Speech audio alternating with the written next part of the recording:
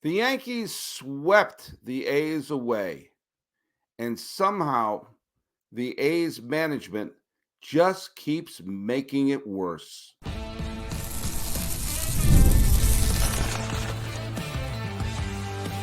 You are Locked On A's, your daily Oakland A's podcast, part of the Locked On Podcast Network, your team every day.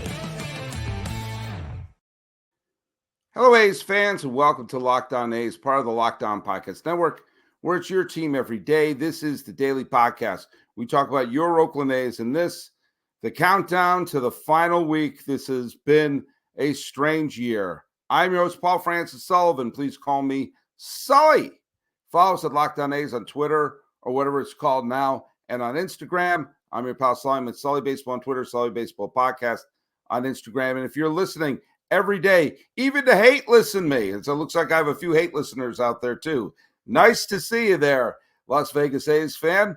Follow us at Locked On A's on Twitter and Instagram, and you leave that hashtag Everyday A's. Lets us know who's following us every single day. This episode of Locked On A's is brought to you by Booking.com. Booking.com, more like Booking. Yeah. The right stay can make you a fan of any city, whether it's Oakland, Sacramento, Las Vegas, Kansas City, Philadelphia, or even Anaheim. Book today at Booking.com, the official accommodation partner of Major League Baseball. Get the Booking.com app today. I really wanted the A's to not get swept. I really did. I know at this point it's not about the games really much anymore. It's about trying to celebrate these last few weeks in the Oakland Coliseum, but I wanted to see a couple more wins, and Soderstrom doubled in the first inning, putting the A's up against Heel 2-0. And I thought to myself, okay, they're not going to get swept. They are not going to get swept. And a crowd of nearly 25,000 people, you're starting to see this is the last week. I'm sure for a lot of people, it's going to be, this is it for them. Making the pilgrimage one last time and give them a win. I mean, the extra inning loss on Friday, that was heartbreaking, but it was exciting. Then yesterday was just, punch to the face many, many times over. But, these Yankees are good. People forget that sometimes because, they didn't make the playoffs last year. They had a rough bit of it in the second half. And in the middle third of this year, they were just dreadful. And people were saying, fire Boone, fire Cashman, fire Cashman. I'm not the biggest Cashman nor Boone fan in the world. But as of this recording, the Yankees have the best record in the American League. What else could they have done? What else could they have done? Of course, the Yankees have not been to a World Series since 2009. So, of course, their fans are getting, a little agitated. And quite frankly, of the American League teams to go to the World Series, the Yankees definitely could be one of them. And we're seeing their pitching is pretty dang good. But Cleveland's bullpen is unstoppable. And the Cleveland's only lost 2 games this year where they had the lead after 6. In other words, you give this team give that team the lead in the 6th, Cleveland's going to go far. And of course, Houston's terrific, but the Yankees could very well do it. And they have a lot of talent, obviously. And we saw, Dominguez, who is like their big stud from the farm, ties the game, and then there it is, home run number 55. For Aaron Judge. By the way, check out the other podcast I host, which is Locked On MLB, because I talked a little bit about Shohei Ohtani's day in Los Angeles. But this is an interesting anything you could do, I could do better going on between Ohtani and Judge right now. But again, I'm happy that Fisher was able to see what he wanted to see, which is an Aaron Judge home run. He is 55 now, and it looked like the Yankees were going to run away with it. And then the A's showed some guts. I can't lie to you. I was really happy when I saw Noda get that double, and it was 5-4 in the 6th. And I really, really, and did I mention, really thought they're going to do it. They're going to have one more big rally. And they didn't. They didn't. The Yankees put some insurance runs on. This kid Weaver, who has taken over the closer role, he's been dynamic. The Yankees brought out Clay Holmes, who's their, disgraced closer, and they got him the hell out of there. Weaver gets a 5-out save, and and there you go. There you go. I mean, the A's bullpen for the most part did okay, but they got swept by the Yankees, which I suppose is not a big, shameful thing. But there you go. The last time the Yankees ever come into Oakland. I mean, I'm right now running on the assumption that everything is going to go as planned. I guess as I use plan very loosely. That next year is going to be Sacramento. I don't think there's a way in hell that it's going to be only 3 years in Sacramento, especially since as I said, they're already pushing deadlines in Vegas, and it's the whole thing of like, all the drawings and everything like that. Is it financed? I'm not going to believe anything till it's financed. I'm not. We've been down this road before. We've seen nice pictures and nice renderings. We've seen big meetings of how this is going to be great, this, that, or the other thing. Until I know all the money is there, I'm going to shrug and say, I'll see it when I believe it. I still think there's a very strong chance that they stay in Sacramento. And the main thing is Las Vegas for that. By the way, I have a lot of people who are Vegas fans who are hate listening to me. I think Vegas is too smart to do business with the Fishers. I think they should look at this absolute clown show that's happening right now and think, we don't want to do business with them. Why would you want to do business with the Fishers? You sports fans in Las Vegas. I know I criticized it as a market. It never was criticizing the fans there. I was never criticizing the people there. And the business partners there should take a long look at it. We don't want to do business with this guy. This guy's a schmuck. Let's go build a stadium anyway. We don't need this guy. He doesn't raise the money yet. We'll find another way to do it. Build a great stadium there. Have a situation, or force Fisher to sell the team before moving to there. You don't want to do business with a schmuck. He's a dope. He makes Fredo look like a guy who rolls up his sleeves and gets things done. And I do think at one point they're going to say, you don't have the money and you're going to put a crappy team here. We're going to build a stadium, but we're not going to do it with you. I'm thinking of a scene from Fargo with Jerry trying to make a pitch to his father-in-law. Way too obscure a reference. Look it up, though. It's what's happening here. But that's neither here nor there. I'm going to talk a little bit more about management in a second. But it's a bit of a heartbreak, because this means that's the 89th loss. And the A's will have to run the table over the final 6 games to avoid 90 losses. I don't think that's going to happen. I would love it if they swept the Rangers and had it be that they went to their final, they left Oakland without 90 losses on the ledger. But I don't think that's going to happen, and neither do you. Nathan Eovaldi is going to be pitching on Tuesday, which is the beginning of the final series in Oakland. Spence is pitching for the A's. But every time I try to just be like, let's focus on the things of positivity and the community of A's fans, instead of focusing on the negative and, again, dwelling on how awful and stupid the Fishers are, then management does something that just makes me furious.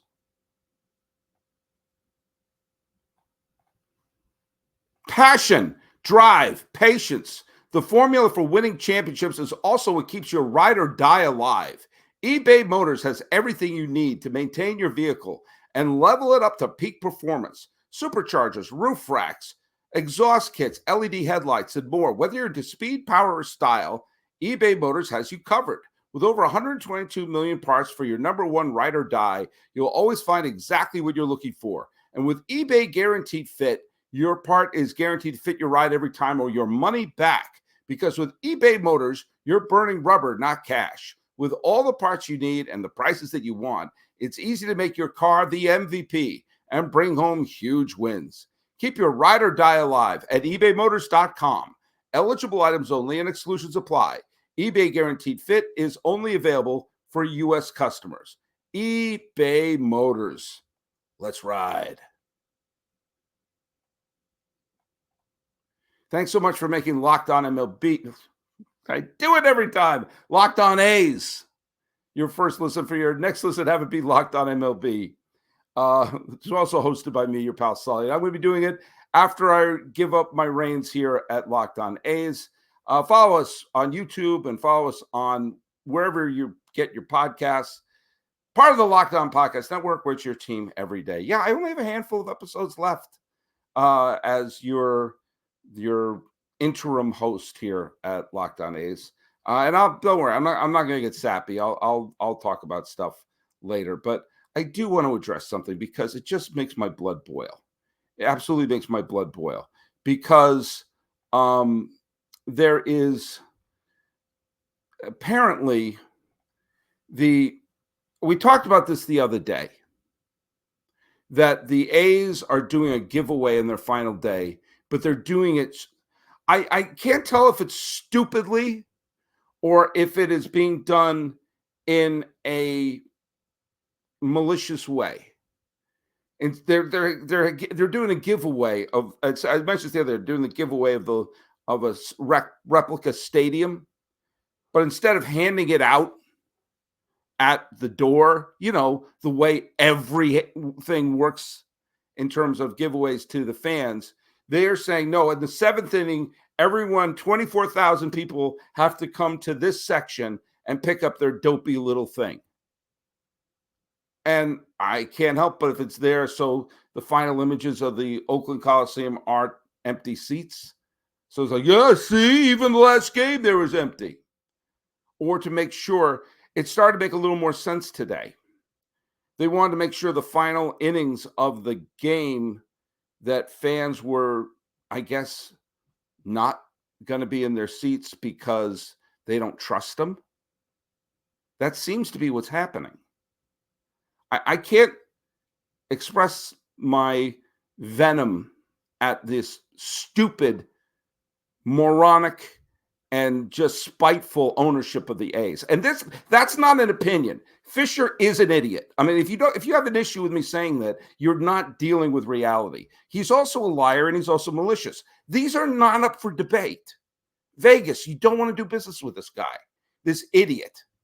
And the thing that this booger eater has done recently is he has come up to Kotsay and the other people on the A's and said, when this game's over, get in the clubhouse, just go.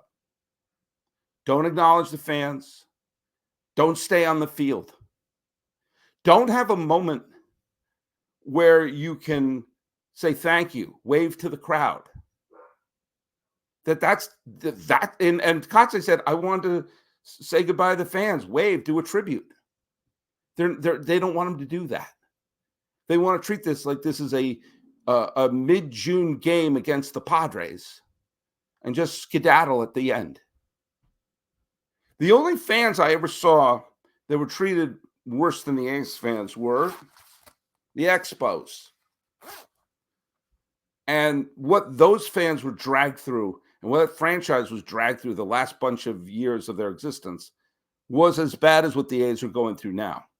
But at least in their final game at L'Estade Olympique, Frank Robinson, who was the manager of the Expos in their final year, and the other players on the team were able to stand on the rock-hard AstroTurf of L'Estade Olympique and wave and and say thank you to the fans.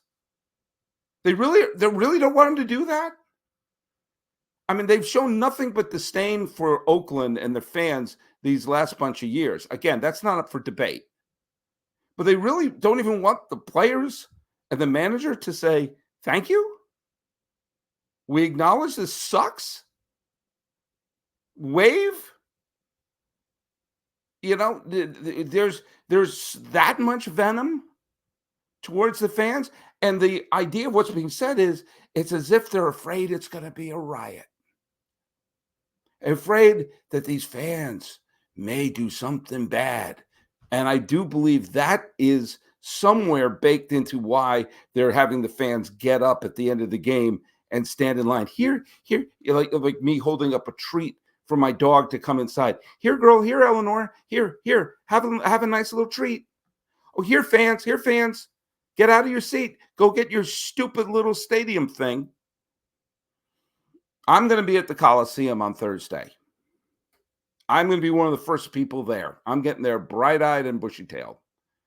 And I'm going to get my little voucher for my stupid little stadium thing, and I'm going to give it to somebody else. Do you know why? I don't want it. I don't want the stupid thing. If they handed it to me at walking through the door, I don't know if I'd keep it.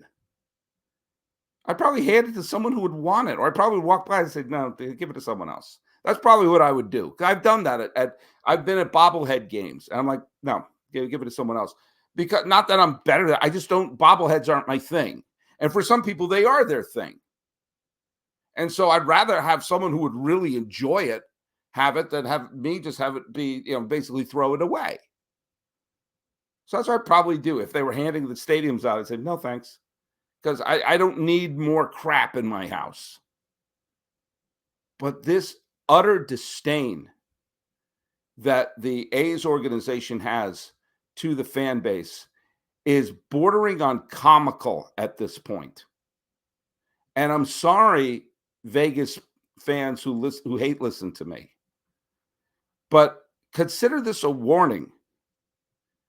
If you're going to get Major League Baseball, and it looks like you're going to, and I've said this before, if Major League Baseball comes to Las Vegas, I hope it's not a mild success. I hope it's an off-the-charts success. And this stadium they want to build, I think, looks great. I think it looks fantastic.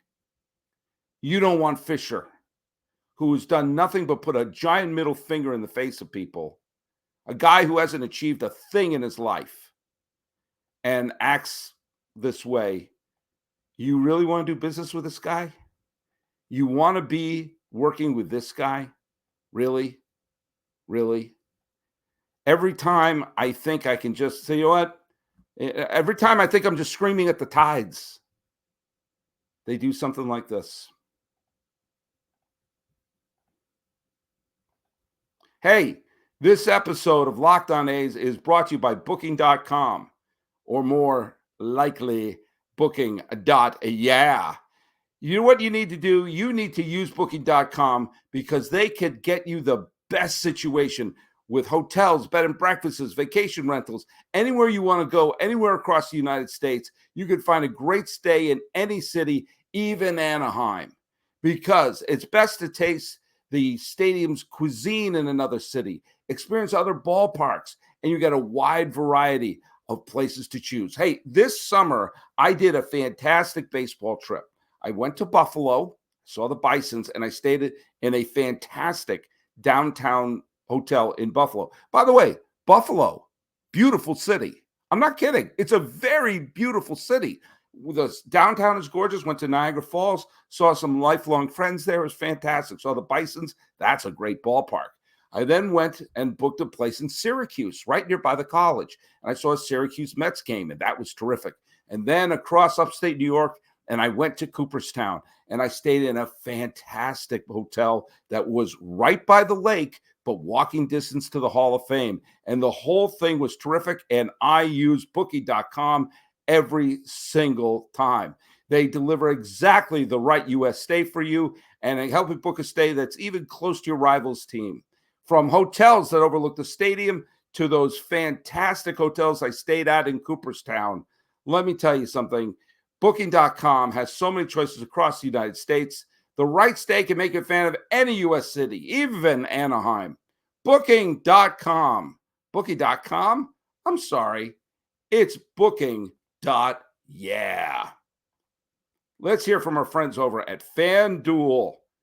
Now, NFL fans, you can start the season with a big return on FanDuel, America's #1 sports book. So when you get a hunch in the middle of a game, you can check out the latest stats, view live play-by-play, and so much more on the same page where you place your bets. You'll get started with $200 in bonus bets guaranteed when you place your first $5 bet. That's FanDuel.com. That is America's #1 sportsbook. FanDuel.com. Hey, I want to address a listener who the two of us had a mild disagreement with. I've had a few of those recently. I guess some people from the Vegas world has not been my big fan. Look, I can only do so much. But I want to address another. Listener. This is not from the Vegas situation, but this is from Sean Miles 6991.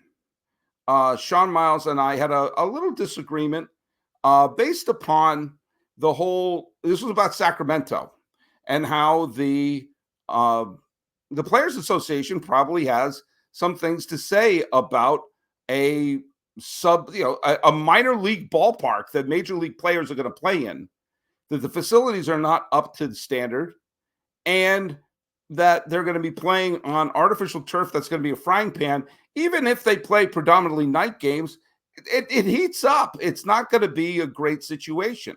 Now, I think they're going to try to make lemonade, and I think that they are going to work something out. But as Boris, I'm sure not a bunch of other agents are thinking, no way my player is going to sign there long term, which of course gets in the way of the team trying to build up and be a good team by the time they get to Las Vegas, assuming that happens. Sean Miles said this, and I'm reading his whole thing so I don't get accused of cherry picking. He says, you said it's only 4-day games, but my position has always been, if it were more, come on, we're talking about millionaire ball players. I'm sorry, I'm not going to feel sorry for someone making $40,000 a day playing baseball in the heat only in 3 hours. Meanwhile, there are folks out there working jobs in the heat, making only $20 an hour or working 8 hours, sometimes overtime. I don't agree with the Players Association. These players make way too much money to not keep their mouths shut to go play baseball in all conditions. I responded that I don't think that's a great take. He does not care, and as well, it's his opinion. He said people stand by the fact that MLB owners, I'm reading more what he said. Major league owners invest millions into these guys they've got to protect. My opinion stands. I'm speaking in general to anyone. We have people working hot and cold weather, working regular jobs. Athletes are millionaires that paid lavishly to work in all conditions. And do any human being like being hot and cold while doing their job? Absolutely not. But getting paid a minimum $40,000 a day to play baseball just 3 hours in the heat really should keep their mouths shut along with their union. Let's not forget players like Ohtani, Trout, and Judge. Salaries equate over $40,000 a day because they make so much more than video. You could put out any video you want. The multi-billion-dollar players should keep their mouths shut in general, playing in the heat and cold. All right, that's your take. I don't agree. And this is coming from someone. I'm a public school teacher. Believe me, I understand the idea of they're making a lot more money than me. And I'm a public school teacher for special education. I work with kids who are some of my kids are nonverbal. Some of my kids are physical. Some of my kids are violent. I have scars and everything from bite marks from some of the kids I've worked with. And a lot of the kids, so many of my kids are nonverbal. Most of them are on the autism spectrum. Some have Down syndrome, some have spinal bifida. I have a wide variety of kiddos in my class. And one of them beat me up pretty badly and sprained my shoulder.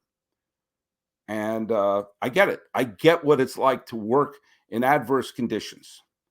For first of all, baseball players don't just work 3 hours a day. That's nonsense. That's absolute nonsense. There's the build up to the game and after the game. And most of them don't make anywhere near that. Most of them probably make the type of money that I'm making as a public school teacher. Those are the players who are in the minor leagues, who most of them are in a situation where they can't make ends meet. So, but yes, when you get to the multimillionaires, yeah, they're in a multi-billion-dollar industry. If my school was generating billions of dollars of revenue, I'd probably be paid more too. They're paid that because that's their value. But the other thing is they're not paid. So I wave my hand that they're only working 3 hours a day. That's not true. That is not true. But the other thing is they are not paid to do things that would make their health in jeopardy. They aren't. I mean, if it's pouring rain, they don't play in pouring rain. If it's tons of snow coming down, they don't play in those conditions. Do you know why? That's physically dangerous. And yes, the players are invested by the team. Say, hey, look, we don't want to pay all this money and then have them have heat stroke playing in Sacramento. But here's my main thing that I disagree with you, Sean Miles. And I respect your opinion. And believe me, I understand it. I'm not saying I don't agree with it, because they aren't paid that money to play under any conditions. They're paid that money to play baseball at an elite level and to play in a way that generates billions of dollars of revenue. And having your top players getting hurt and injured for things that have nothing to do with playing baseball is not what they're paid money to do. Now, what I will 100% agree with you on are things that are baseball related. If you see someone who's not running out a grounder, yeah, I'll say, hey, you're paying $20 million a year. You run out that grounder. If you say, hey, this person's being taken out of the game after 5 innings, I would say, wait a minute, he's paying X amount of money. Go through the order a third time. If you're getting on for not hustling, for swinging at stupid pitches, for not being mentally in the game, for not trying, for taking too many days off for rest. So wait a minute, you're being paid this amount of money to play as close to every day as possible. Not to play in the rain, not to play in snow, and not to play in heat stroke. There is a reason why they put a roof on the Astrodome, was to make sure the playing conditions for players in Houston would be, I don't know, kind of sort of good. Players aren't being paid all that money and then say, okay, now we can treat you as badly as possible. Yeah, they're making more money than a coal miner or someone working on an oil rig, or hell, some working in a special education classroom. I get it. But there's also the cold, hard reality that is, these are the elite players playing in a multi-billion-dollar industry. And that industry is built on the fact that we're watching the best players play at the highest level. And that does not involve Shohei Ohtani collapsing on the field in the heat. That would be stupid. If he crashes into a player, sliding into second and gets hurt that way, then all right, that's involved in playing the game. But I don't think it's, hey, you make all this money so you could be physically abused. No. Call the game when it's raining, and don't play when it's so hot that it's actually dangerous, because that also makes the quality of the product go down. Now, you may not agree with me, Sean Miles, and I may not agree with you, but we can, at this point, this is an example of agreeing to disagree, at least from my end. All right, folks. Well, there's no game tomorrow, so we'll figure out something to do on the show. Follow us at Locked On A's on Twitter, or whatever it's called now, and on Instagram. I'm your pal Sully. I'm at Sully Baseball on Twitter, Sully Baseball Podcast on Instagram. Be sure to check out Locked On MLB. Talking about the A's, losing again to the Yankees, and the Fishers just showing how vindictive and stupid they are. And Vegas, you're better than that. You're better than that. You don't have to get into bed with them at all. Get out. Get that expansion team. This has been Locked On A's. I'm yours, Paul Francis Sullivan. Please call me Sully.